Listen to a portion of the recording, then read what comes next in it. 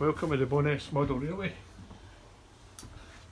and one of our coaches built in 1937. This is a public viewing coach and the guys have been busy decorating in here. The ceiling's all been painted. If you remember, there was a lot of smoke damage in here. Guys are working in this area just now. All looks nice and clean. Back scene's covered. The ceiling up here's had at least one coat, if not two coats. Still a wee bit to go yet. It's all looking good.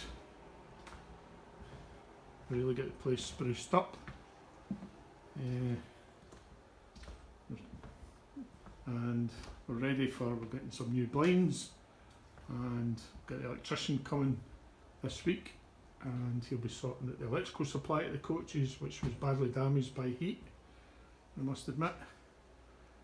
So there we go, looking smashing. So we're going to keep that white, helps to brighten the place up. All the walls and everything's been cleaned, re-varnished the wooden polished timber. So we hope to see everybody soon. We're planning and hoping to be open for the Santa specials. That relies on us getting clear of the tracks and renewing some of the track next door, which was badly damaged in the fire. So thanks to everybody who's helped us get to this point by contributing some funding.